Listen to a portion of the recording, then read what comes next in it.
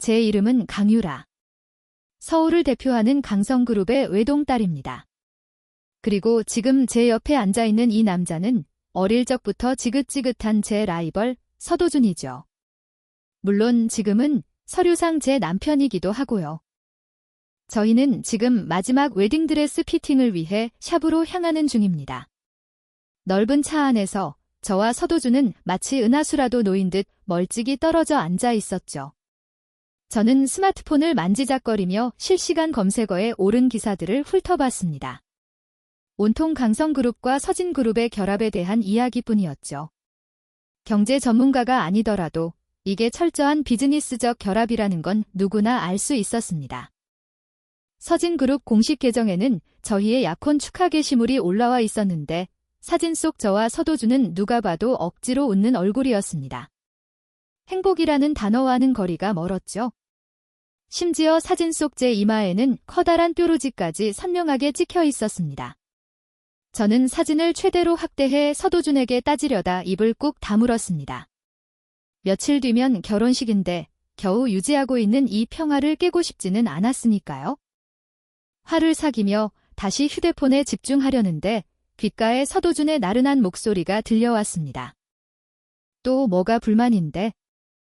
또 제가 그렇게 불만이 많은 여자였나요? 꾹 눌러왔던 화가 다시 치밀어 올랐습니다. 저는 휴대폰을 끄고 팔짱을 낀 채 눈을 감고 쉬고 있는 서도준을 쏘아봤습니다. 어릴 적이나 지금이나 저 사람의 저 거만한 태도는 정말이지 사람 속을 뒤집어 놓는데 도가 텄죠. 제 시선을 느꼈는지 서도준이 천천히 눈을 뜨고 저를 바라봤습니다.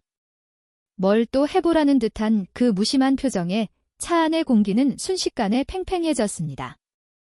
마치 거대한 전쟁이라도 앞둔 것처럼요. 저도 모르게 허리를 꼿꼿이 세우고 막 받아치려던 순간 날카로운 급정거 소리와 함께 정신을 차릴 새도 없이 강한 힘이 저를 끌어당겼습니다. 코끝에 시원한 우디 향이 스치고 눈앞은 캄캄해졌죠. 사방에서 들려오는 경적 소리 속에서 차가 멀리 튕겨나가 몇 바퀴 구르는 감각이 느껴졌습니다. 누군가 제 어깨를 꽉 붙잡은 탓에 비명조차 지를 수 없었습니다. 다시 눈을 떴을 때 저는 병원 침대에 누워 있었습니다. 뻣뻣한 몸을 일으키려다 다리를 굽히는 순간 뼛속까지 파고드는 고통에 다시 누워버렸죠. 텅 빈 병실에는 차가운 형광등 불빛만이 가득했습니다. 머릿속에는 사고의 순간이 계속해서 떠올랐습니다. 서도준, 그리고 기사님은 괜찮을까요? 멍하니 천장을 보는데 그 위험한 순간 저를 감싸 안았던 뜨거운 품이 잊히지 않았습니다. 그 장면이 머릿속에서 반복될수록 얼굴이 불타는 듯 뜨거워졌죠. 대체 무슨 생각이었을까? 우린 평생의 원수인데. 마음속에서 흥분한 목소리가 외쳤습니다.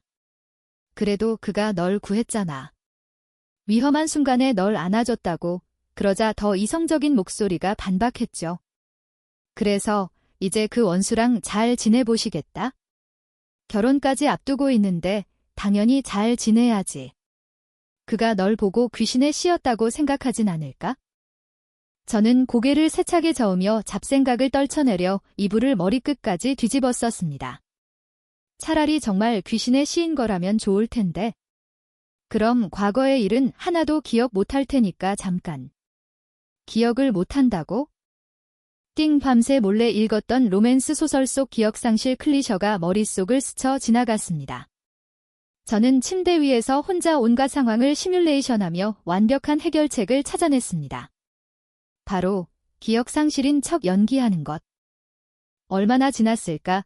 드디어 병실 문이 열리고 흰 가운을 입은 의사와 함께 이마에 붕대를 감은 서도준이 들어왔습니다. 평소 깔끔하게 넘기던 머리가 얌전히 내려와 있어 평소에 능글맞은 모습은 온데간데 없었죠. 의사가 링거 속도를 조절하며 물었습니다. 강유라 환자분, 몸은 좀 어떠세요? 드디어 제 연기력을 시험할 시간이 왔습니다. 저는 일부러 초점 없는 눈으로 허공을 보며 중얼거렸습니다. 뭔가 기억이 잘 안 나는 것 같아요. 의사는 놀란 기색 없이 고개를 끄덕이며 차트에 무언가를 적기 시작했습니다. 제 시선은 천천히 서도준에게로 향했죠. 이불 속 기브스한 다리를 살짝 움직이자 익숙한 통증이 온몸으로 퍼졌습니다. 저는 입술을 깨물고 눈에 눈물을 그렁그렁 매달았습니다. 그리고 애처롭게 목소리에 울음을 섞어 말했죠. 여보. 제가 낼 수 있는 가장 애틋하고 슬픈 목소리였습니다. 아마 저희 부모님이 들었어도 저인 줄 못 알아봤을 거예요. 아니나 다를까 서도준의 몸이 그대로 굳어버렸습니다. 의사 선생님마저 펜을 멈추고 서도준을 쳐다봤죠. 사고 충격으로 인한 일시적인 인지 장애일 수 있습니다. 잠시 후 정밀 검사를 진행해보죠. 아, 후회된다. 지금 장난이었어요라고 말하면 다음은 정신병원으로 직행하겠죠.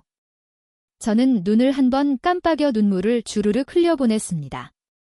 그 순간 옆에 서 있던 서도준이 몸을 숙여 길고 가는 손가락으로 제 뺨에 눈물을 닦아주었습니다. 인지 장애가 아닙니다. 제가 정말 이 사람 남편이니까요. 그의 손이 제 뺨에 닿는 순간 한 번도 느껴보지 못한 다정함에 저는 눈을 동그랗게 떴습니다. 서도준은 그런 저를 보며 무슨 생각을 하는지 픽 웃더니 제 얼굴을 감싸 안고 이마에 입을 맞췄습니다. 울지 마. 은은했던 우디 향이 폭풍처럼 저를 감싸 안았습니다. 심장이 쿵 하고 멎었다가 미친 듯이 날뛰기 시작했죠. 이건 제 시나리오에 전혀 없던 반응이었습니다. 저는 멍하니 그를 쳐다볼 뿐 아무런 반응도 할 수 없었죠. 서도준은 이미 몸을 일으켜 제 이불을 꼼꼼히 덮어주고는 어느새 사라진 주치의를 찾아 나섰습니다. 저는 제 이마를 만지며 혼란스러운 머릿속을 정리하려 애썼습니다. 서도준, 너도 머리를 다친 거니? 정밀 검사를 마친 후 서도준이 밀어주는 휠체어를 타고 진료실로 들어갔습니다. 의사는 검사 결과를 보며 진단했습니다. 외상 후 스트레스 장애의 일종입니다. 일시적인 기억 상실이나 기억 혼란을 보일 수 있는데 특별한 치료법은 없고 휴식과 회복이 중요합니다. 그 말을 듣는 서도준의 미간이 좁혀졌습니다. 그는 한가롭게 앉아있는 저를 돌아봤고 저는 곧바로 허리를 펴고 착한 아이처럼 얌전히 물었죠. 상태가 많이 심각한가요? 서도준은 제 모습이 신선했는지 눈을 빛내며 피식 웃었습니다. 그는 의사에게 인사를 하고 제게 다가왔죠. 그의 손이 휠체어에 닿는 순간 등골이 쭈뼛 섰습니다. 3년 내내 싸우기만 했는데 이렇게 다정하고 가까운 사이는 도저히 적응이 안 됐습니다. 제가 슬쩍 몸을 앞으로 기울여 등받이에서 멀어지려 하자 커다란 손이 제 어깨를 누르며 다시 편안히 기대게 했습니다. 어딜 피해. 내 남편인데. 서도준이 고개를 숙여 저를 보며 장난스럽게 말했습니다. 저는 순간 정말 머리를 다친 게 아닐까 싶을 정도로 얼굴이 화끈거렸습니다. 내가 미쳤지. 왜 겨보라고 불러서 이 고생을 하는지. 심호흡을 한 번 하고 저는 완벽한 백치미 연기를 하기로 결심했습니다. 오래 앉아 있었더니 그냥 좀 움직이고 싶어서요. 남편은 어떻게 저한테 그런 말을 할 수 있어요? 저는 최대한 서운한 목소리로 살짝 애교까지 섞어 말했습니다. 서도준은 제 얼굴을 잠시 쳐다보더니 만족스러운 듯 입꼬리를 올렸습니다. 남편이 잘못했네. 그렇게 남편 소리가 듣고 싶었을 줄은 몰랐네요. 조수석에 탄 서도준의 비서가 차를 대기시키자 서도준은 저를 가볍게 안아 뒷좌석에 앉혔습니다. 우연히 고개를 들었다가 비서가 마치 달콤한 로맨스 드라마라도 본 듯한 표정으로 우리를 보고 있는 걸 발견했죠. 서도준, 당신 비서도 당신만큼이나 이상해졌군요. 차는 서울 남부의 한 고급 빌라 단지로 들어섰고 3층짜리 듀플렉스 빌라 앞에 멈췄습니다. 그곳은 저희 두 집안이 신혼집으로 마련해준 곳이었지만 저와 서도준 모두 한 번도 와본 적 없는 곳이었죠. 우리 신혼집이야. 차창에 비친 서도준이 나른하게 등받이에 기댄 채 비웃음 가득한 미소를 띠고 있었습니다. 이것도 잊었어. 망했다. 기억상실 연기는 처음이라 이런 건 기억해야 하는지 아닌지 감이 안 왔습니다. 제가 창밖에서 시선을 거두고 대답을 준비하는데 낮은 웃음소리가 들렸습니다. 이내 서도준이 차에서 내려 제 쪽 문을 열어주었죠. 한 손은 차 문에, 다른 한 손은 제게 내밀면서요. 잊었으면 됐어. 그가 제게 몸을 기울이며 나직이 속삭였습니다. 남편이 전부 다 기억나게 해줄게. 열린 차 문틈으로 희미한 가로등 불빛이 스며들었습니다. 그는 빛을 등지고 서서 깊은 눈매와 날렵한 콧날이 더욱 도드라져 보였죠. 저는 그의 눈에 담긴 미소에 홀린 듯 차가운 그의 손바닥에 제 손을 얹었습니다. 서도준의 미소는 더욱 짙어졌습니다. 제 두 발이 땅에 닿자마자 그는 저를 번쩍 안아 들었습니다. 뒤따르던 차는 더 머물지 않고 조용히 사라졌죠. 서도준은 큰 걸음으로 정원으로 들어가며 흥미로운 목소리로 말했습니다.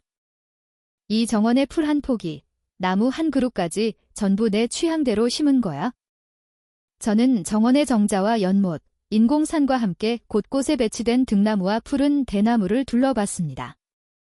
정말 제 취향이었죠.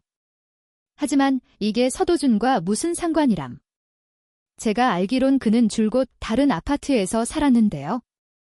안으로 들어서자 모든 것이 어둠에 잠겨 있었고 은은한 꽃향기가 났습니다. 서도준은 저를 한 팔로 안은 채 다른 손으로 빌라의 조명을 켰습니다. 넓은 빌라에는 하인이 없었지만 모든 가구는 먼지 하나 없이 깔끔하게 정돈되어 있었습니다.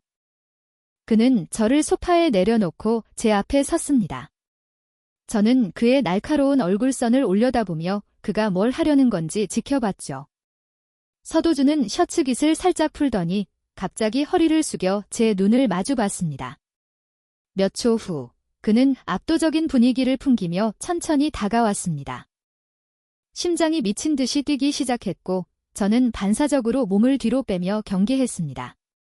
뭐 하려는 거야?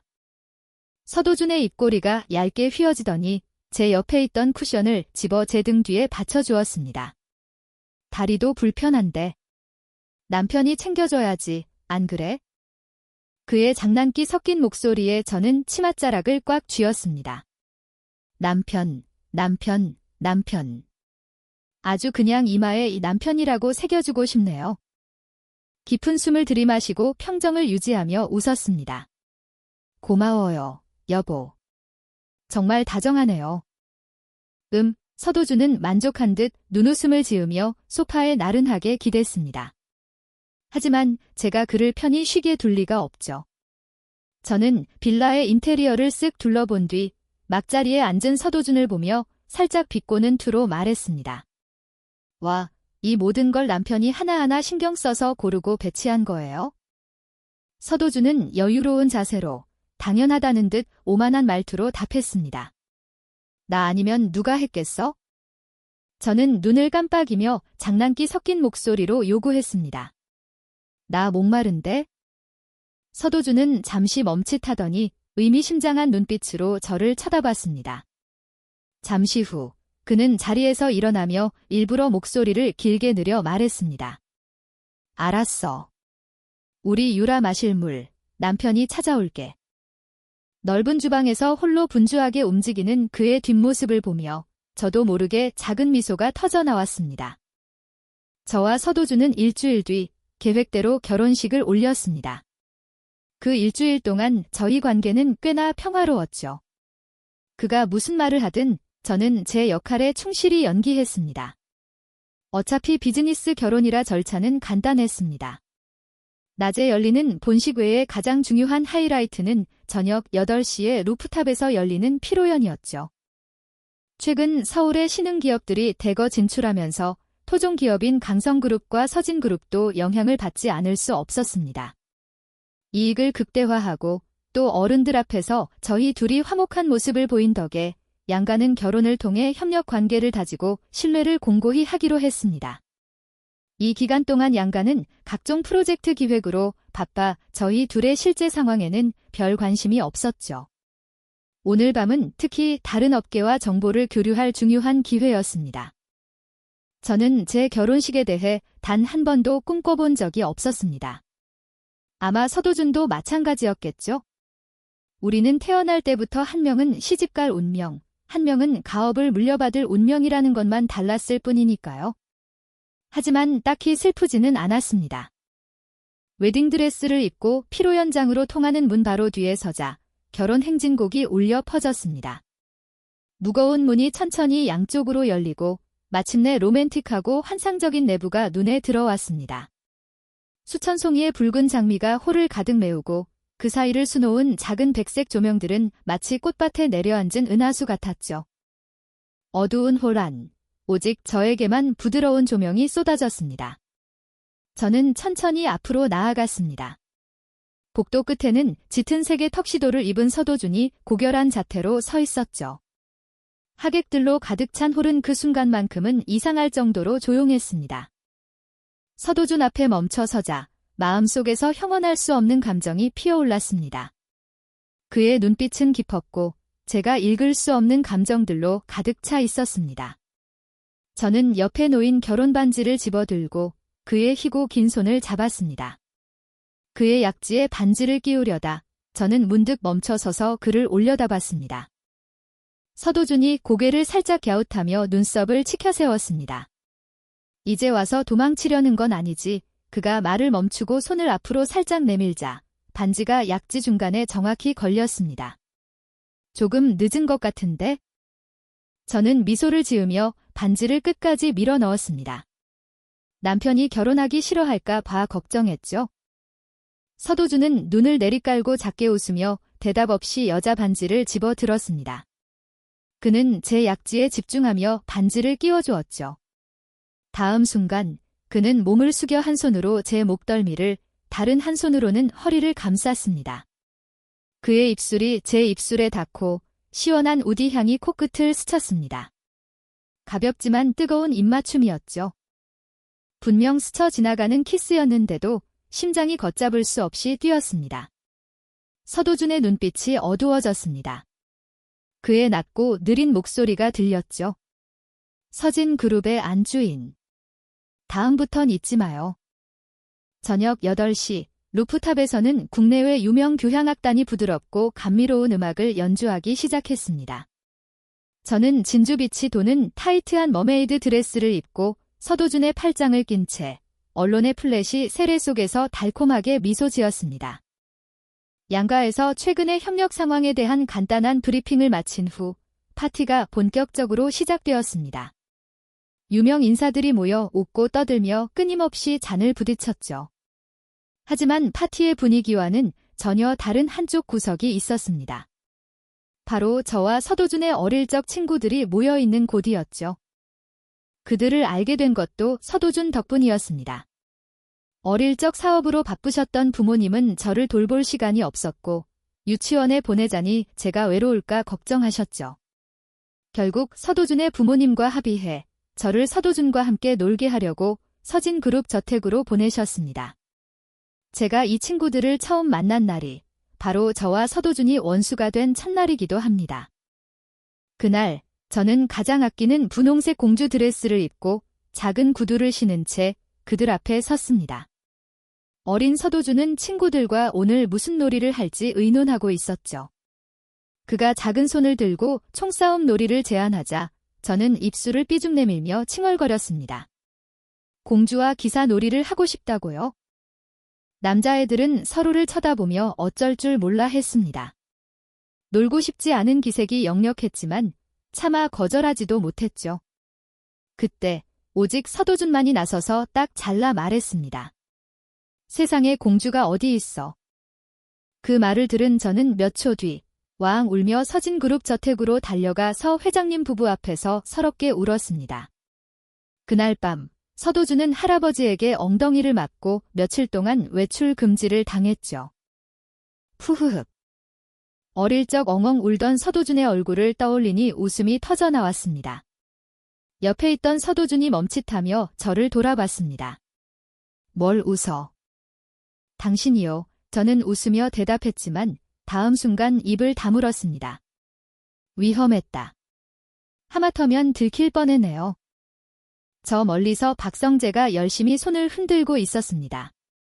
어릴 적 그 정원에 있던 친구들이 대부분 그 구석에 모여 있었죠. 다들 진지한 타입과는 거리가 멀어 보였습니다. 하지만 미안하게도 지금의 강유라는 당신들을 기억 못하는 척해야만 합니다. 아무것도 아니에요. 저는 시선을 거두고 턱짓으로 박성재 쪽을 가리켰습니다. 저기 가볼까요? 물어볼 필요도 없었죠.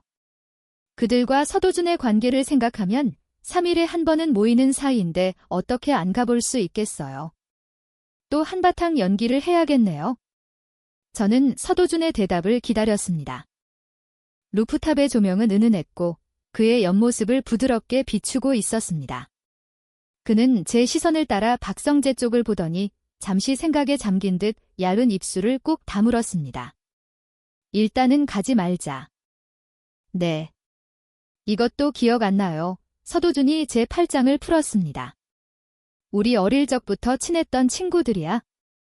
저는 여전히 멍한 표정으로 그를 쳐다봤습니다. 그는 피식 웃으며 제 이마를 가볍게 톡 쳤습니다. 먼저 가 있어? 난 처리할 일이 좀 있어서.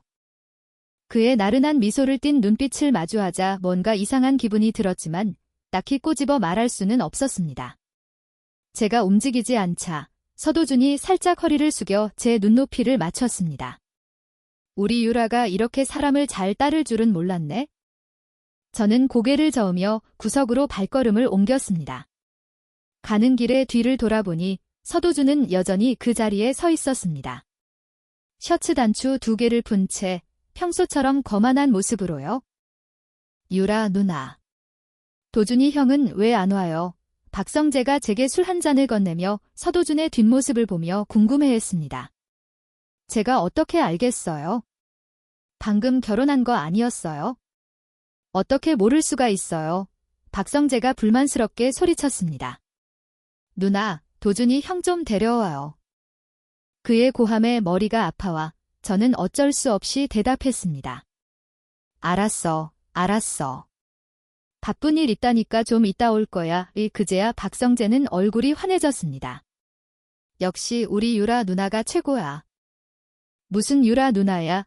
저편 소파에 앉아있던 최진우가 웃으며 끼어들었습니다. 이제 형수님이라고 불러야지. 맞아, 맞아. 박성재가 제게 다가와 잔을 부딪히며 장난스럽게 말했습니다. 형수님. 그 간드러지는 목소리에 눈가가 파르르 떨렸습니다. 저는 웃으며 그를 쳐다봤습니다. 성재야, 이 좋은 밤에 나한테 뺨 맞고 싶지 않으면 그만해. 그 말에 박성재는 오히려 얼굴을 들이밀며 눈까지 감았습니다. 저 멀리서 최진우가 그를 발로 툭 찼죠. 그만해라. 진짜 맞고 후회하지 말고. 하지만 박성재는 굴하지 않고 계속 말했습니다. 근데 진짜 둘이 결국 이어질 줄은 몰랐어요. 저는 잔을 흔들며 귓가가 윙윙 울리는 걸 느꼈습니다. 성재야, 너 진짜 말 많다. 그는 아랑곳하지 않고 중얼거렸습니다. 누나랑 형이랑 처음 만났을 때 싸운 거 기억나요? 그것도 너랑 진우가 부추겨서 그런 거잖아. 제가 힘없이 말하자 최진우는 양손을 들며 자기와는 상관없다는 듯 어깨를 으쓱했습니다. 박성재는 억울하다는 눈빛으로 외쳤습니다. 그래도 제가 그 뒤로 누나랑 보름 동안이나 소꿉놀이 해줬잖아요. 보름이나요. 저는 관자놀이를 누르며 그를 무시하고 시선을 멀리 돌렸습니다.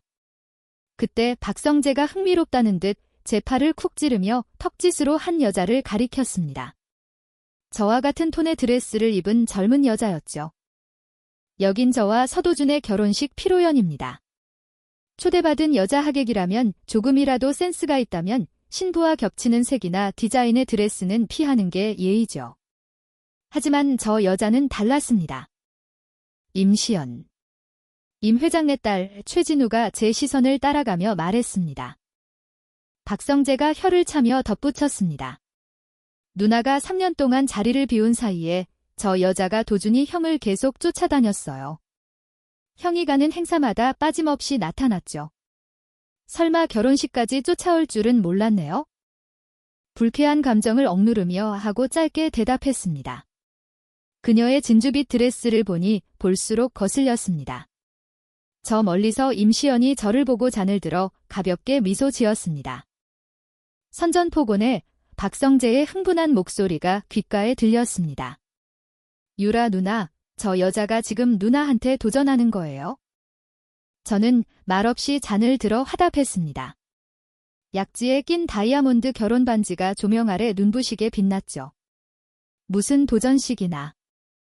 제가 3년 동안 서울을 비우긴 했었죠. 서도준을 찾아가려고 일어서려는데 임시연이 제 앞에 나타났습니다. 청순하고 가녀린 얼굴이 마치 한 송이 백합 같았죠. 유라 언니, 그녀가 우아하게 미소 지으며 맑고 달콤한 목소리로 말했습니다. 웨딩드레스가 정말 아름다워요. 제 시선은 그녀의 드레스에 머물렀습니다. 그러고 보니 유라 언니가 귀국하기 전에요. 그녀가 어깨에 머리카락을 쓸어 넘기며 의미심장하게 말했습니다. 저도 비슷한 웨딩드레스를 주문했었어요. 이거랑 정말 똑같이 생긴 걸로요. 임시연은 제 몸을 훑어보더니 미안하다는 듯 미소 지었습니다. 언니, 기분 나빠하지 마세요. 똑같은 드레스일까요? 아니면 똑같은 사람일까요? 저는 등받이에 기대 팔짱을 끼고 흥미롭다는 듯 그녀를 쳐다봤습니다. 임시연 씨, 하고 싶은 말 있으면 그냥 해요. 그렇게 돌려 말하면 잘못 알아들어서. 제 말은 모든 일에는 순서가 있다는 거예요. 임시연이 저를 똑바로 쳐다보며 받아쳤습니다. 누군가 중간에 끼어들어서 다른 사람을 성가시게 할 뿐이죠. 저는 미소를 지었습니다. 맞아요. 모든 일에는 순서가 있죠. 더 이상 이 백합 같은 여자를 상대하지 않고 저는 신나게 구경하고 있는 두 친구를 보며 나른하게 말했습니다. 내가 외국에 3년 나가 있었더니 이 바닥 룰이 많이 바뀌었나 봐. 박성재가 즉시 허리를 펴고 재빨리 대답했습니다. 무슨 룰이 바뀌어요? 누나, 그가 목소리를 낮췄지만 주변 사람들이 다 들을 수 있을 정도로 말했습니다. 이 여자는 명함도 못 내밀어요. 임시연의 얼굴이 순식간에 굳어졌습니다. 제가 한마디 하려는데 서도준이 이쪽으로 걸어오는 게 보였습니다. 아직 박성재와 친구들에게 기억상실 사실을 말하지 않았기에 저는 재빨리 일어나 서도준 곁으로 가 팔짱을 끼고 서운한 목소리로 말했습니다. 여보, 왜 그래? 서도준이 제 옆에 멈춰 섰습니다. 임시연은 금세 단아한 미소를 되찾고 수줍은 듯 부드럽게 불렀습니다. 도준 오빠. 머리 위에서 푸른 빛이 도는 것 같은 기분이 들었습니다. 서도준의 시선은 그녀에게 전혀 머물지 않았습니다. 그는 여전히 저를 보며 부드럽게 다시 물었죠. 왜 그래? 당신 바람 상대가 여기까지 찾아왔는데 왜 그러냐니요. 저는 눈을 깜빡이며 순진한 척 그를 쳐다봤습니다. 임시연 씨가 제가 오빠랑 자기 사이에 끼어들었다고 하는데요. 임시연은 눈을 동그랗게 뜨며 제가 서도준에게 고자질할 줄은 몰랐다는 듯 양손을 내저었습니다. 아니에요, 도준 오빠. 저는 그런 뜻이... 서도준은 그녀를 1초도 안 되게 훑어보고는 다시 저를 쳐다봤습니다. 미간을 살짝 찌푸리며 말했죠. 난 이 사람 모릅니다. 흥기전은 일부러 그의 시선을 피하며 고개를 돌렸습니다. 정말 모르는 거였으면 좋겠네요. 알았어. 서도준의 목소리에 웃음기가 묻어났습니다. 다른 데로 데려다 줄게. 저는 대답 대신 그의 팔에 손을 얹었습니다. 서도준은 박성재와 친구들을 향해 신사적으로 미소 지었습니다. 유라 데리고 먼저 가볼게. 다들 편하게 즐겨. 박성재는 잠시 멍하니 있다가 어리둥절한 표정으로 고개를 끄덕였습니다. 빌라로 돌아왔을 때는 새벽 1시가 다 된 시간이었습니다. 주 침실에서 세수를 마친 저는 푹신한 침대에 앉아 있었죠. 지난 일주일 동안 저와 서도준은 각방을 썼습니다. 그가 먼저 제안한 것이었죠. 혼인신고는 했지만 아직 정식으로 결혼식을 올리지 않았다는 이유에서였습니다. 물론 제게는 더할 나위 없이 좋은 제안이었죠. 기억을 잃었다고 해서 서도준과 한 침대를 쓸 마음까지 생긴 건 아니었으니까요. 그렇게 생각하면서도 저는 침대에 앉아 굳게 닫힌 침실문에서 눈을 떼지 못했습니다. 시간은 흘러갔고 밖은 조용했습니다.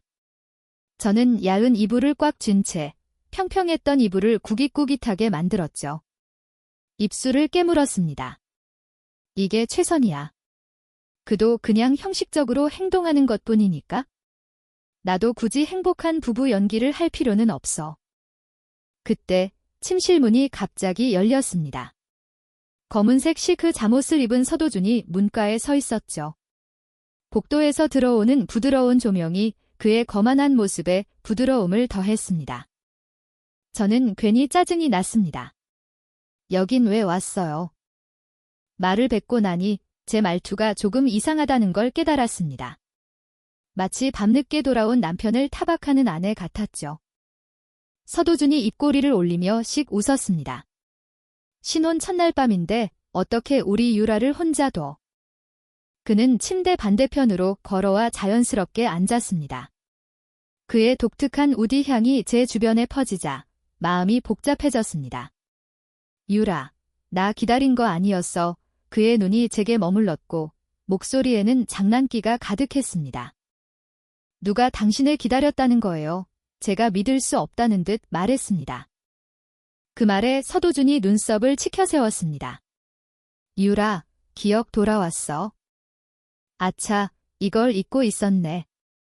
저는 즉시 감정을 바꾸어 서운한 목소리로 말했습니다. 그냥 남편이 안 올 줄 알았어요. 제가 아무것도 기억 못하면 남편은 그래도 절 좋아해 줄 건가요? 예전 일들이 남편한테는 중요해요. 저는 불쌍한 표정으로 온갖 질문을 쏟아냈습니다. 서도준은 저를 보며 의미심장하게 웃었습니다. 어떤 모습이든 전부 너잖아. 그리고 말했잖아. 그가 잠시 말을 멈췄다가 이었습니다. 남편이 다 기억나게 해줄게. 어릴 적 처음 만났을 때부터 넌 날 좋아했어. 그 후로 계속 날 쫓아다니다가 올해 드디어 사귀게 됐지? 사귀자마자 나랑 결혼하겠다고 울고불고 했고. 서도준이 고개를 갸웃하며 웃었습니다. 그래서 결혼했잖아, 이제. 지금 무슨 말도 안 되는 소리를 하는 거예요? 제가 반박하려 고개를 돌리는데 서도준이 갑자기 제 손을 잡아당겨 가까이 끌었습니다. 예고 없는 키스가 내려앉자 그를 욕하려던 모든 말이 머릿속에서 사라지고 심장 소리만 요란하게 울렸습니다. 저는 당황하기 시작했습니다. 키스는 점점 깊어졌고 저희 몸은 서로에게 밀착되었습니다. 숨결이 뒤섞였지만 이상하게도 불쾌하지 않았습니다. 제 손은 무의식적으로 그의 잠옷을 꽉 쥐었고 몸은 살짝 뒤로 기울었습니다. 서도준의 목소리는 낮고 낯설게 다정했습니다. 마침내 서도준이 저를 놓아주었지만 여전히 제 목에 머리를 기댄 채 무언가를 들이마시는 듯 했습니다. 그의 규칙적이면서도 억누르는 듯한 숨결이 제 피부에 닿아 간지러웠죠. 저는 어깨를 으쓱했지만 허리를 감싼 그의 팔은 더욱 단단해졌습니다. 제가 그를 살짝 밀어내자 서도준의 눈빛이 어두워졌고 목을 대가 살짝 움직였습니다. 안 돼. 저는 고개를 숙이고 떨리는 목소리로 말했습니다. 적어도 제가 기억을 되찾을 때까지는. 서도준이 손을 들어 제 헝클어진 머리를 천천히 쓸어 넘겼습니다. 그럼 우리 유라 기다릴게. 저는 몰래 그를 훔쳐보며 살짝 몸을 움직여 그의 허리를 가볍게 감쌌습니다. 서도준이 작게 웃었습니다. 그의 낮고 허스키한 목소리에 제 귀까지 빨개졌죠. 그가 제 머리를 쓰다듬으며 부드럽게 말했습니다. 자자, 유라야. 창문으로 달빛이 쏟아져 들어와 바닥에 얼룩덜룩한 빛을 남겼습니다. 잠든 서도준의 옆모습을 보며 제 심장은 여전히 세차게 뛰고 있었습니다. 서도준. 사실은 너도 나를 조금은 좋아하는 거지? 결혼식이 끝나고 얼마 지나지 않아 박성재는 또 모임을 주최하기 시작했습니다. 유라 누나. 며칠 못 봤는데 3년은 된 것 같아. 주말에 모이자. 도준이 형도 꼭 데리고 와. 내 남편이야, 내 남편이야. 그리고 같이 가면 내 연기는 어떻게 하라고. 바로 들통날 텐데. 저는 소파에 기대어 서류를 보고 있는 서도준을 힐끗 쳐다보고는 다시 고개를 숙여 답장을 보냈습니다. 내가 왜? 박성재는 거의 바로 답장했습니다. 누나, 요즘 도준이 형 좀 이상하지 않아요? 저번에 결혼식 때 형이 나랑 진우를 완전 처음 보는 사람처럼 쳐다봤다니까요. 그는 글자로는 부족했는지 연달아 음성 메시지를 보냈습니다. 첫 번째 메시지를 눌렀는데 스피커폰으로 재생될 줄은 몰랐습니다. 순식간에 빌라 전체가 박성재의 울부짖는 소리로 가득 찼죠. 옆에서 서류를 보던 서도준이 잠시 멈칫하더니 제 휴대폰 화면을 한 번 쓱 보고는 다시 서류로 시선을 돌렸습니다. 저는 황급히 볼륨을 줄이고 골치 아프다는 듯 답장했습니다.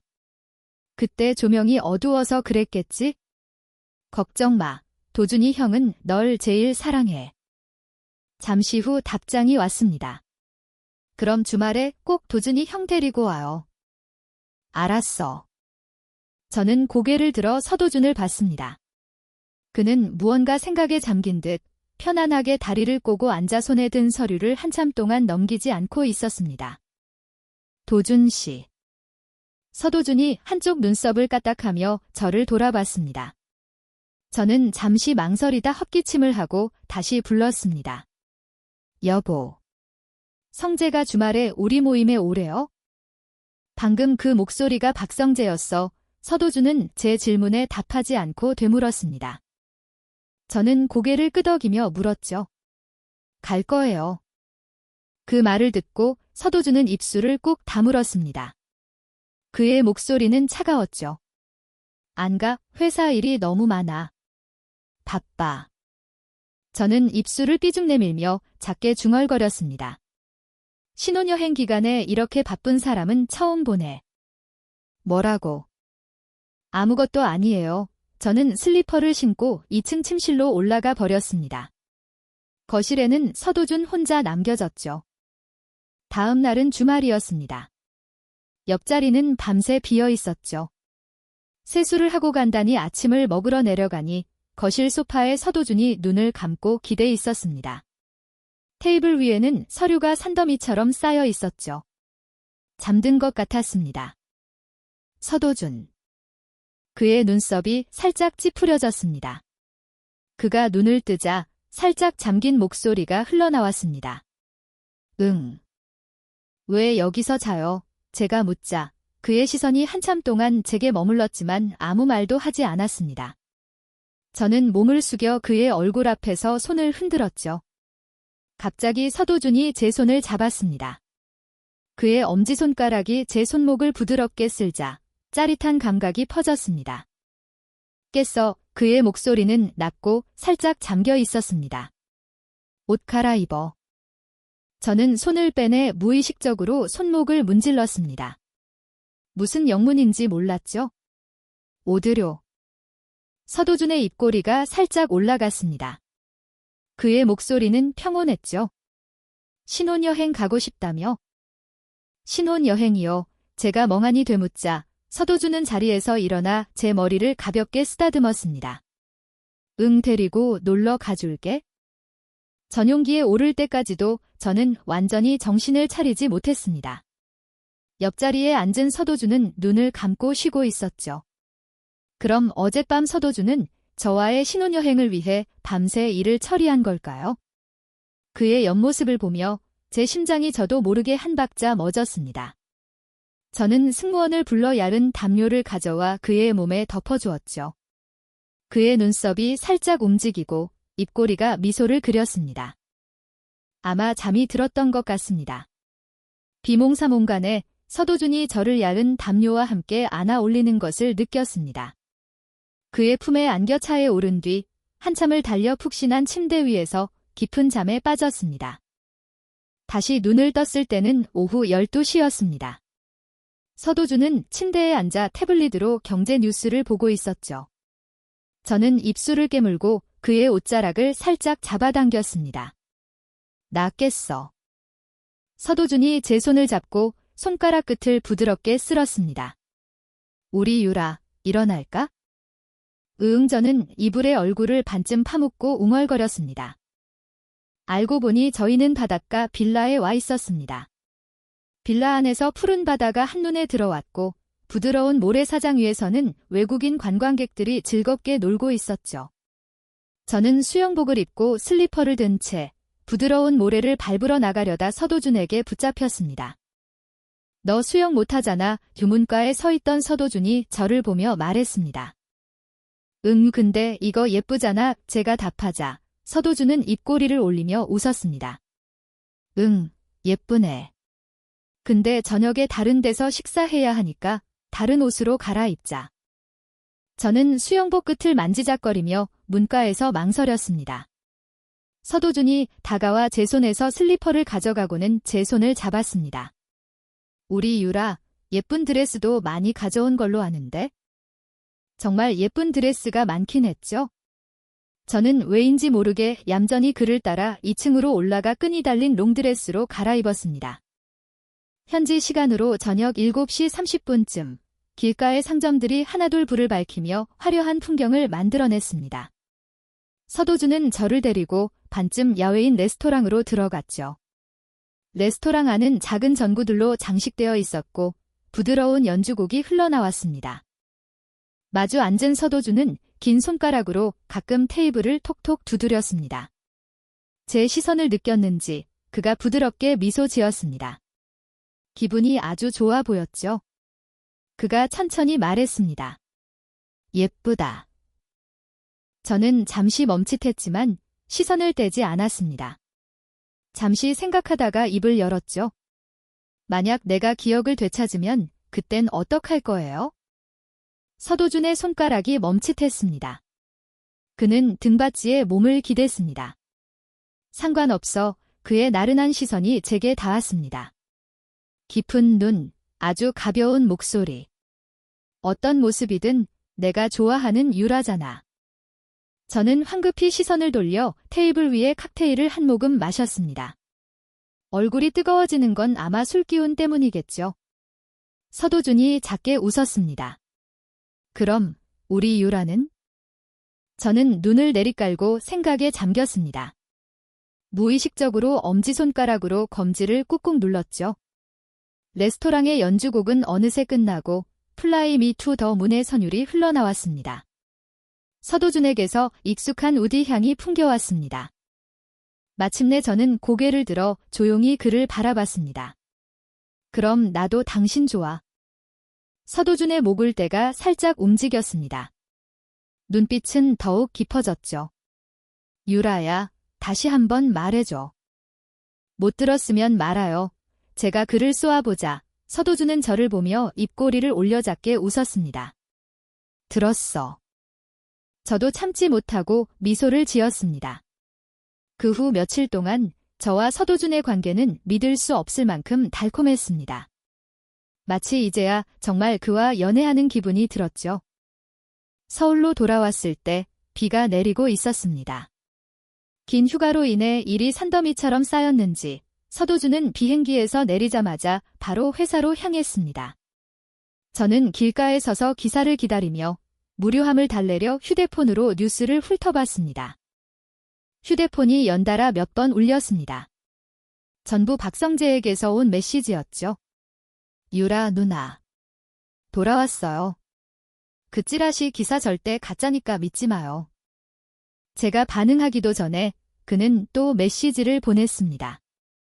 설령 진짜라도 다 옛날 일이에요. 도준이 형을 믿어요. 저는 미간을 찌푸리고 소셜미디어에 서도준을 검색했습니다. 연관 검색어로 서도준 임시연이 바로 떴죠. 가장 인기 있는 게시물을 클릭하자 자극적인 제목이 눈에 들어왔습니다. 서진그룹 황태자와 그의 백월광, 안타까운 서사와 제3자의 등장. 게시물은 서도준의 대학 시절과 그의 마음속 백월광 김시연과의 관계를 다루고 있었습니다. 두 사람이 졸업 후 결혼할 예정이었지만 갑자기 다른 재벌가 딸이 끼어들었다는 내용이었죠. 그리고 그 재벌가 딸이 바로 제3자라고 끊임없이 암시했습니다. 공교롭게도 그 재벌가 딸은 바로 저였고요. 저는 길가에 서서 인터넷에 넘쳐나는 비난을 읽었습니다. 심지어 일부 과격한 네티즌들은 오랫동안 활동이 없던 강성그룹 공식 계정에 몰려와 분노에 찬 댓글을 남기고 있었죠. 또 3년. 제가 유학을 갔던 그 3년이었습니다. 저는 휴대폰을 끄고 결혼식 피로연에서 보였던 서도준의 반응을 떠올리며 생각에 잠겼습니다. 그의 비서가 검은색 벤틀리를 몰고 제 앞에 멈춰 섰습니다. 그는 차에서 내려 제 짐을 트렁크에 싣고 차 문을 열어주었습니다. 사모님, 서 대표님께서 모시라고 하셨습니다. 저는 고개를 끄덕였습니다. 비서는 제 표정을 살피더니 갑자기 말했습니다. 서 대표님은 지금 회사에서 업무 처리 중이십니다. 저는 더 이상 그를 보지 않고 차에 올라 눈을 감았습니다. 차가 움직이기 시작하고 귓가에는 차창에 부딪히는 빗소리만 들려왔습니다. 숨막히는 침묵을 깬 것은 전화벨 소리였습니다. 아버지였습니다. 유라야, 집에 가는 길이니? 네, 아빠. 서울 남부지구 프로젝트 관련해서 도준 씨랑 논의 중인데 서류를 너희 신혼집 서재에 뒀단다. 좀 찾아주렴. 서도준은요? 제가 묻자 차 안 백미러로 비서가 저를 힐끗 보더니 황급히 시선을 돌렸습니다. 아, 걔는 서류 보고 있어? 알겠습니다. 저는 눈을 감고 차분하게 대답했습니다. 창밖 풍경은 빠르게 지나갔고 하늘은 온통 잿빛이었습니다. 빌라에 도착했을 때는 이미 어둑해져 있었습니다. 서재에서 프로젝트 서류를 찾다가 우연히 서랍 속에서 진단서 한 장을 발견했습니다. 날짜는 저와 서도준이 결혼 전 교통사고를 당한 날이었습니다. 강유라, 외상 후 스트레스 장애, 가장. 저는 입꼬리를 비틀며 다음 장을 넘겼습니다. 서도준, 일시적 기억 상실증. 저는 순간 멍해졌습니다. 환자는 뇌에 강한 충격을 받아 일정 수준의 기억 상실을 보이며 과거 사건을 회상하지 못함. 진단서의 글자를 하나하나 중얼거리며 읽었습니다. 진단서 외에도 주치의와 서명한 비밀유지 서약서가 있었습니다. 서진그룹의 주가 변동을 막기 위해 환자에 대한 어떠한 정보도 제3자에게 누설하지 않는다는 내용이었죠. 그래서 정말로 기억을 잃은 사람은 서도준이었습니다. 그는 회사 주가 때문에 자신의 상태를 모든 사람에게 숨겼고 심지어 기억을 잃지 않은 척 연기까지 했습니다. 그는 완벽하게 모두를 속인 것이었죠. 갑자기 박성재가 했던 말이 떠올랐습니다. 유라 누나, 도준이 형 좀 이상하지 않아요? 우리를 처음 보는 사람처럼 쳐다봤다니까요. 그리고 그가 친구들과의 모임을 거절했던 것, 피로연에서 임시연에게 모르는 사람이라고 했던 말까지. 저는 손에 든 종이를 꽉 쥐었습니다. 서도준. 모르는 것이었을까? 아니면 기억하지 못하는 것이었을까? 나에 대한 그의 감정 또한 그저 능숙한 연기였을까? 비서가 프로젝트 서류를 가져간 후 저는 서재에 얼마나 앉아 있었는지 몰랐습니다. 밤이 깊어지고 방 전체가 어둠에 잠겼을 때 저는 오랫동안 무음으로 해두었던 휴대폰을 집어들었습니다. 수십 통의 부재중 전화가 와 있었고 모두 서도준에게서 온 것이었습니다. 메신저에도 읽지 않은 메시지가 가득했습니다.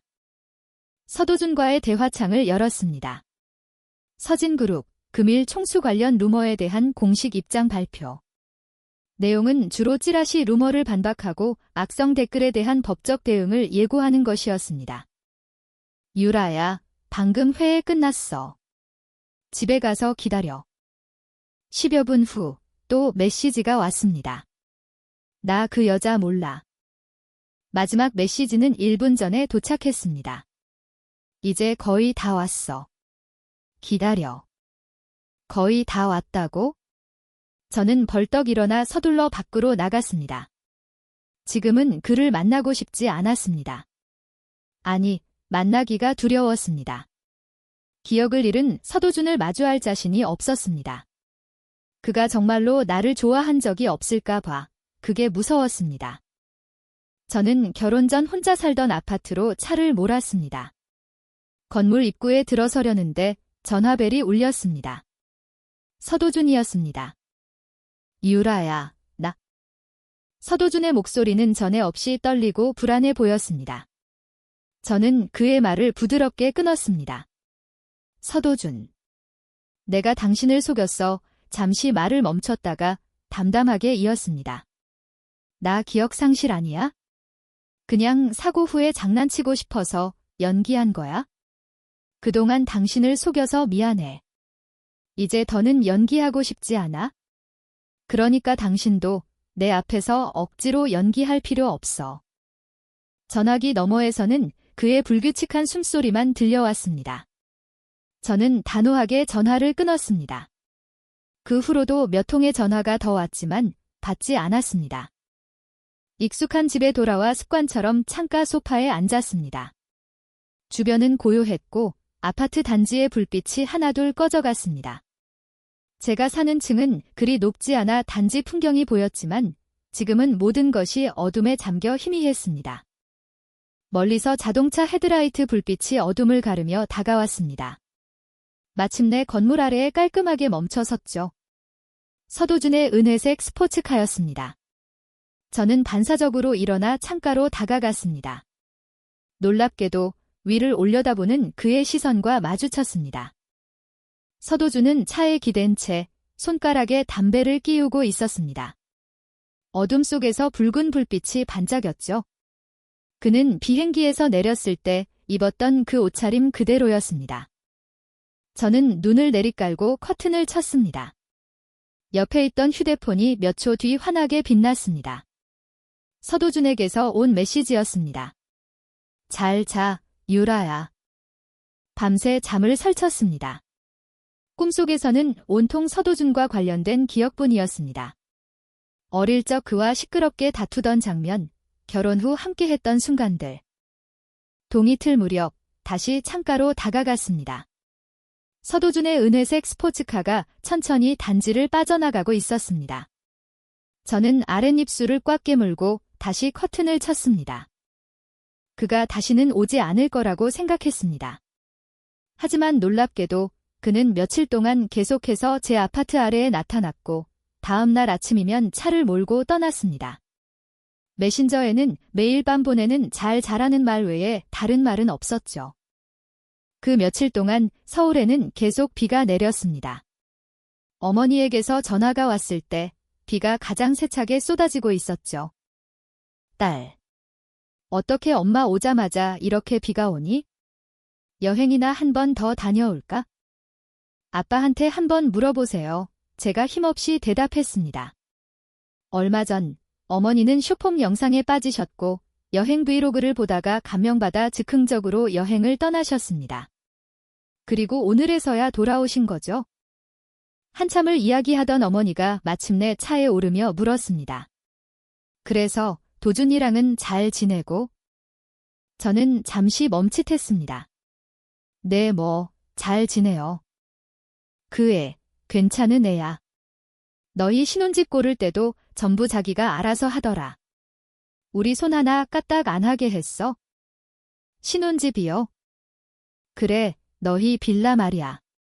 위치 선정부터 인테리어까지 전부 서방이 직접 했어. 전화는 끊긴 지 오래였지만 저는 한참 동안 정신을 차릴 수 없었습니다. 우리가 한 번도 가보지 않았던 그 빌라가 그가 직접 꾸민 곳이었다고요? 그래서 그날 정원의 풀 한 포기, 나무 한 그루까지 전부 내 취향대로 심었다고 했던 말이 장난이 아니었던 걸까요? 하지만 기억을 잃은 서도준이 어떻게 그런 것들을 알 수 있었을까요? 밤이 되자 비는 더욱 거세졌습니다. 굵은 빗방울이 창문을 세차게 두드렸죠. 은회색 스포츠카는 여전히 아래층에 조용히 주차되어 있었습니다. 저는 휴대폰을 들고 서도준과의 대화창을 열었습니다. 썼다 지웠다를 수없이 반복하다가 마침내 전송 버튼을 눌렀습니다. 비 많이 오는데 올라올래요? 답장은 바로 오지 않았습니다. 잠시 후 휴대폰 화면이 밝아지며 메시지가 떴습니다. 문 열어. 그는 이미 건물 비밀번호와 제 집 호수까지 알고 있었던 걸까요? 문가에 서 있는 서도준의 셔츠는 군데군데 젖어 있었습니다. 젖은 옷이 그의 마른 허리에 달라붙어 있었죠. 검은 머리카락에도 물방울이 맺혀 헝클어져 있었습니다. 평소 나른하고 거만하던 눈빛은 지금은 축축하고 무력해 보였죠. 저는 눈을 깜빡이며 그를 쳐다봤습니다. 지금 그는 마치 비에 흠뻑 젖은 대형견 같았습니다.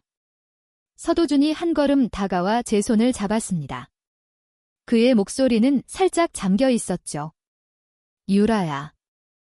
그에게서 옅은 담배 냄새가 났습니다. 제가 반응이 없자 그는 제 손가락 끝을 가볍게 쥐며 다시 불렀습니다. 유라야. 저는 한숨을 쉬며 그의 차가운 손을 마주잡고 거실로 끌었습니다. 오늘 하루 종일 비 왔는데 차에 우산도 없어요?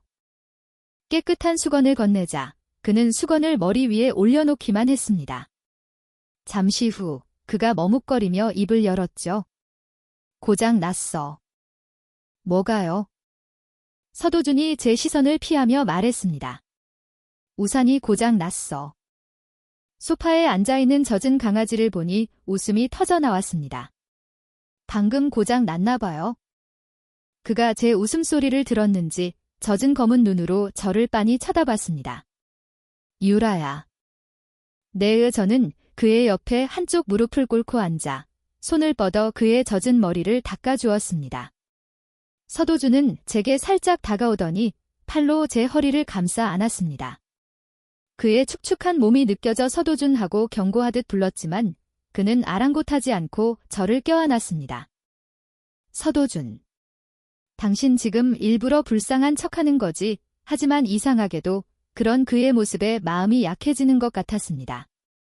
일단 씻고 와요. 제가 그를 살짝 밀어내자 그는 제게 머리를 2번 더 부비적거렸습니다. 조금만 더 안고 있자. 코끝에 맴도는 은은한 우디향과 옅은 담배 냄새가 전혀 역하지 않았습니다.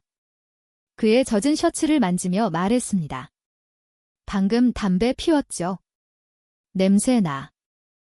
몇 초도 안 돼요. 그는 망설임 없이 일어나 욕실로 직행했습니다. 따뜻한 물 한 잔을 들고 게스트룸으로 들어갔습니다. 서도준은 침대 가장자리에 앉아 있었습니다. 머리카락은 보송보송하게 말라 있었죠. 제가 물컵을 내려놓고 나가려는데 서도준이 일어나 제 손을 잡았습니다. 미안해. 저는 걸음을 멈추고 그를 힐끗 쳐다보며 작게 중얼거렸습니다. 이제 와서 사과하네요. 들었어. 그가 작게 웃더니 이내 양팔로 제 허리를 감쌌습니다. 허리를 감싸는 단단한 감촉에 반사적으로 몸을 움츠렸지만 정신을 차렸을 때 저는 이미 서도준의 무릎 위에 앉아 있었습니다. 내가 날 보고 싶어 하지 않을 거라고 생각했어. 그가 설명했습니다. 그리고 미안하다는 말은 직접 해야 진심이 전해지잖아. 그의 낮고 허스키한 목소리가 귓가에 울려 퍼져 심장까지 간지러웠습니다. 그럼 내 사과에는 진심이 없었다는 거예요. 제가 미간을 찌푸리며 그를 쏘아봤습니다. 아니, 그 서도준은 즉시 부인했습니다. 우리 유라의 사과는 세상에서 제일 진심이었어. 그가 눈을 들어 저를 쳐다봤습니다. 입가에는 옅은 미소가 걸려 있었죠. 저는 참지 못하고 손을 들어 그의 눈썹과 눈매를 만졌습니다. 당신 정말 서도준 맞아요? 제가 떠보듯 물었습니다. 서도준은 잠시 멍하니 있다가 어쩔 수 없다는 듯 웃었습니다. 유라야, 난 기억을 잃은 거지. 귀신의 시인 게 아니야. 그럼 당신은 제가 무언가 중얼거리자 서도준이 더 가까이 다가왔습니다. 뭐라고? 저는 심호흡을 하고 빠르게 반복했습니다. 그럼 당신이 기억을 되찾아도 날 좋아할 거예요. 사실 처음부터 끝까지 제가 걱정했던 건 오직 이 문제였습니다. 저는 그의 뺨을 어루만졌습니다. 서도준은 제 손바닥에 뺨을 부비며 부드럽게 대답했습니다. 말했잖아. 어떤 유라든 내가 좋아하는 사람이라고. 제 입꼬리가 저도 모르게 올라갔습니다. 기쁨을 감추지 못하면서도 굳이 반박했죠. 어떻게 알아요? 확실해요. 서도준은 웃음을 터뜨릴 뻔했습니다. 그는 제 허리에 감은 팔에 힘을 주며 휴대폰을 꺼내 잠금을 해제하고 제게 건넸습니다. 확인해봐. 저는 휴대폰을 받아 들고 메신저를 열며 경고했습니다. 너무 자신만만하지 마요. 세상 어떤 여자도 남자 휴대폰을 보고 웃으며 나올 수 없다는 말 못 들어봤어요? 서도준이 비웃듯 말했습니다. 아마 우리 유라는 예외일걸. 저는 대답 없이 휴대폰에 집중했습니다. 사실 딱히 볼 건 없었습니다. 그의 친구 목록은 대부분 간결한 이름뿐이었고 오직 저만이 사랑하는 와이프라는 이름으로 상단에 고정되어 있었죠. 저는 잠시 생각하다가 검색창에 김시연 세 글자를 입력했습니다. 관련 연락처 없음. 저는 만족스럽게 휴대폰을 흔들었습니다. 뭐 그럭저럭이네요. 서도준이 웃으며 저를 쳐다봤습니다. 그냥 그럭저럭이야? 네, 저는 일부러 소리를 길게 느리며 만족감을 드러냈습니다. 서도준은 휴대폰을 다시 가져가 저를 끌어안아 함께 화면을 볼 수 있게 했습니다. 그는 자신의 SNS 피드를 열었습니다. 이거. 그의 긴 손가락이 천천히 화면을 쓸어내렸습니다. 저는 그만 볼 수 있도록 설정된 수많은 게시물들을 봤습니다. 모든 게시물은 저와 관련이 있었죠. 아마 고등학교 시절부터 시작되었을 겁니다. 그는 저를 노만하고 화려한 흰 공작새라고 몰래 불평하는 글부터 귀엽다, 좋아한다는 키워드가 점점 더 자주 등장하는 글까지 기록해 두었습니다. 모든 게시물은 오랜 세월에 걸쳐 싹튼 사랑의 명백한 증거였습니다. 피드 중간에는 3년의 공백이 있었습니다. 바로 제가 유학을 갔던 시간이었죠. 최근 게시물들은 제가 귀국하고 두 사람이 정략 결혼을 하게 된 시점부터 시작되었습니다. 그리고 마지막 게시물은 저와 서도준이 교통사고를 당한 날에 멈춰 있었습니다. 제 얼굴이 점점 빨개지고 뜨거워졌습니다. 입꼬리가 저도 모르게 올라갔죠. 그래서 서도준, 당신은 아주 오래전부터 나를 몰래 좋아하고 있었군요. 서도준은 제 의기양양한 표정을 보고 참지 못하고 제게 입을 맞췄습니다. 그런 것 같네. 그가 잠시 말을 멈췄다가 덧붙였습니다. 그리고 그 마음은 지금까지도 계속되고 있고. 그럼 나랑 싸웠던 건 전부 내 관심을 끌기 위해서였어요. 서도준의 눈에 웃음기가 어렸습니다. 그는 일부러 생각에 잠긴 척했죠. 그건 잘 모르겠는데. 저는 그의 어깨를 가볍게 쳤습니다. 빨리 기억해내는 게 좋을 거예요. 알았어. 서도준이 웃으며 저를 안아 침대에 눕혔습니다. 이제 잘까, 와이프. 저는 그의 목에 팔을 감고 먼저 입을 맞췄습니다. 그리고 턱을 살짝 들었죠. 응, 이제 됐어. 서도준은 움직이지 않고 저를 내려다봤습니다. 그의 눈빛은 점점 깊어졌고 허리에 놓인 팔은 더욱 단단해졌습니다. 그의 한 손이 제 얼굴을 부드럽게 쓸고 수많은 키스가 쏟아졌습니다. 몽롱한 와중에 그의 잠긴 목소리가 들렸죠. 유라야, 나 좀 줘. 사람 마음을 녹이던 불쌍한 대형견은 이제 눈앞에 맛있는 음식을 천천히 음미하는 정력적인 늑대로 변해 있었습니다. 오늘 밤, 저는 드디어 저와 서도준의 체력 차이를 실감하게 되었습니다. 다음 날, 저는 서도준과 함께 남부의 빌라로 돌아왔습니다. 빌라로 돌아온 후의 생활은 이전보다 훨씬 편안했습니다. 출근 전, 서도준은 종종 침대로 돌아와 아직 이불 속에 있는 제게 키스를 해주었고, 퇴근할 때는 늘 선물을 가져왔습니다. 때로는 신선한 꽃다발, 때로는 맛있는 음식이었죠. 저는 그에게 자랑하고 싶은 마음이 굴뚝 같다고 말한 적이 있습니다. 하지만 제 연락처에는 여전히 겉과 속이 다른 친구들이 많았기에 박성재와 최진우가 제 럽스타그램의 희생양이 되어야만 했죠. 나 오늘 너무 행복해. 서도준이 별을 선물해줬어. 저는 소행성 명명증서 사진과 함께 글을 올렸습니다. 10초도 안 되어 박성재에게서 음성 메시지가 도착했죠. 누나. 걔 목숨도 목숨이에요. 그의 절규에 웃음이 터져나왔습니다. 옆에 앉은 서도준은 한 손으로 제 허리를 감싸고 다른 손으로는 태블릿으로 뉴스를 보고 있었습니다. 저는 그의 품에서 고개를 들었습니다. 서도준. 당신 정말 그 친구들 하나도 기억 안 나요? 서도준이 고개를 숙여 제게 가볍게 입을 맞추고 짧게 대답했습니다. 응, 하나도. 성재가 이번 주말에 또 모임 열었는데 가볼래요? 혹시라도 기억이 날지 모르잖아요. 제가 그의 옷자락을 살짝 잡아당기며 제안했습니다. 그래. 놀랍게도 주말에 서도준은 처리해야 할 서류가 훨씬 더 많았습니다. 저는 집에서 그를 기다리며 약속 장소에 함께 갈 준비를 했죠. 퇴근 시간이 한참 지났을 때 그에게서 이제 막 출발한다는 전화가 왔습니다. 해가 지고 있었지만 서도준은 아직 돌아오지 않았습니다. 그때 그에게서만 울리는 특별한 벨소리가 울렸습니다. 안녕하세요. 서울병원입니다. 환자분께서 교통사고로 혼수 상태에 빠져 현재 병원으로 이송되었습니다. 가능한 한 빨리 병원으로 와주시길 바랍니다. 3분 후 저는 황급히 집을 나섰습니다. 병원으로 가는 길 운전을 하며 그의 비서에게 전화를 걸었습니다. 사모님, 추돌 사고였습니다. 그런데 왜 서 대표님께서 혼수 상태에 빠지셨는지는 불분명합니다. 현재 병원에서 검사 중입니다. 저는 엑셀을 밟았습니다. 병실 문에 도착했을 때 마침 의사가 나오고 있었습니다. 저는 서둘러 다가가 걱정스럽게 물었죠. 선생님, 저 서도준 씨 아내인데 지금 상태가 어떤가요? 환자는 의식을 되찾았습니다. 머리에 약간의 찰과상이 있고 뇌출혈은 거의 흡수되어 현재 심각한 문제는 없습니다. 잠시 후 퇴원 수속을 밟으셔도 됩니다. 하지만 앞으로 정기적인 검사가 필요합니다. 길 위에서 내내 긴장했던 신경이 겨우 조금 풀렸습니다. 무언가 깨달은 저는 잠시 멍해졌죠.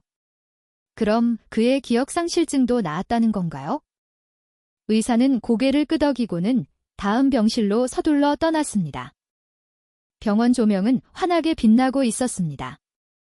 헐렁한 환자복을 입고 이마에 붕대를 감은 서도준이 침대에 기대 앉아 있었습니다. 저는 병실 문 앞에 서서 차마 한 걸음도 떼지 못했죠. 제 시선을 느꼈는지 서도준이 이쪽으로 고개를 돌렸습니다.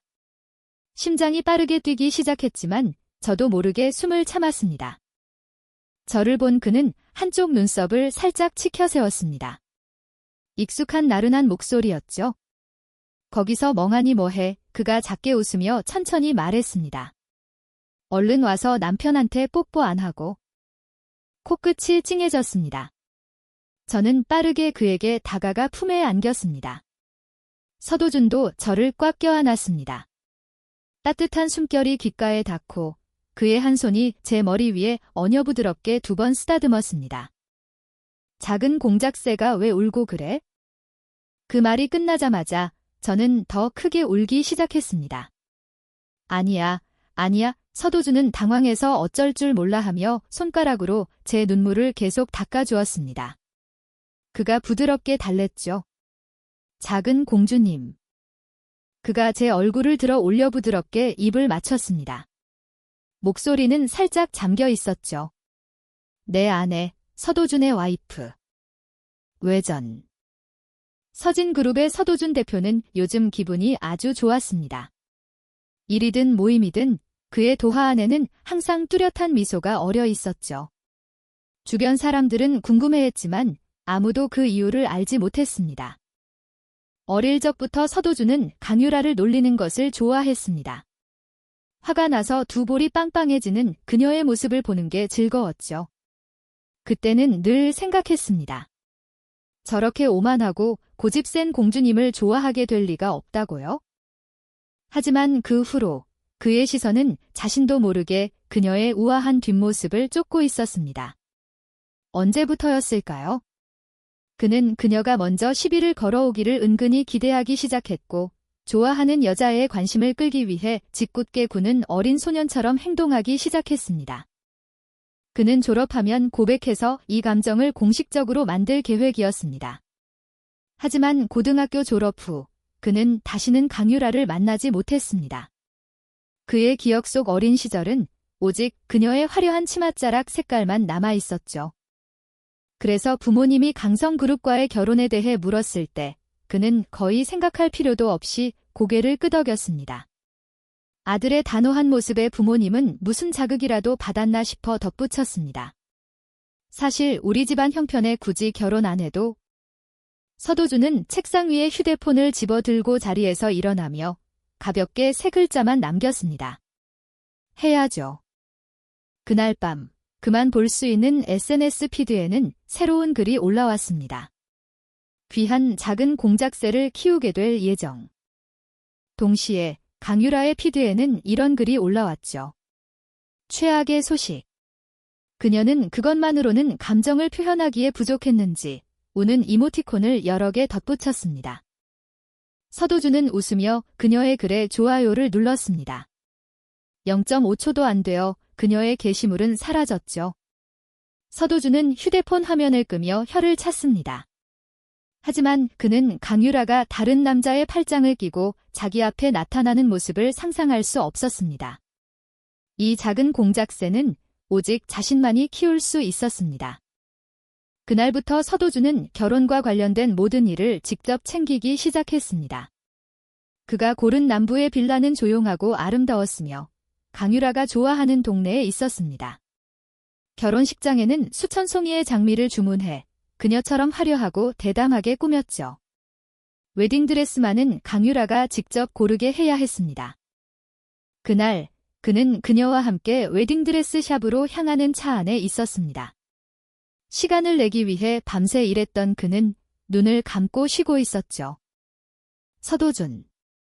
작은 공작새가 또 화가 났습니다. 그는 그녀의 모든 표정을 눈에 담으며 입꼬리를 살짝 올렸습니다. 또 왜? 그녀는 돌아서서 허리에 손을 얹었습니다. 여전히 우아하고 사랑스러운 모습이었죠. 서도준의 시선은 그녀의 하얀 얼굴에 머물렀습니다. 그의 입가에 미소가 채 피기도 전에 통제불능 상태의 차 한 대가 그녀의 뒤쪽으로 돌진하는 것을 발견했습니다. 모든 것이 순식간에 일어났습니다. 그는 생각할 겨를도 없이 창가에 앉은 강유라를 품으로 끌어당겨 꽉 껴안았습니다. 작은 공작새는 아픈 걸 무서워하니까 다치게 할 수 없었습니다. 깨어났을 때 그는 병원 침대에 누워 있었습니다. 머릿속은 텅 비어 있었고 왜 여기에 있는지조차 알 수 없었죠. 주치의가 와서 현재 상태를 알려준 후에야 그는 곧바로 비밀유지 서약서에 서명했습니다. 의사가 떠난 후 그는 액정이 깨진 휴대폰을 주워들고 잃어버린 기억을 찾기 시작했습니다. 그리고 자신만 볼 수 있는 SNS 게시물들 덕분에 그는 긴 세월을 거슬러 올라가 자신의 오랜 짝사랑과 계획했던 결혼식을 다시 마주할 수 있었습니다.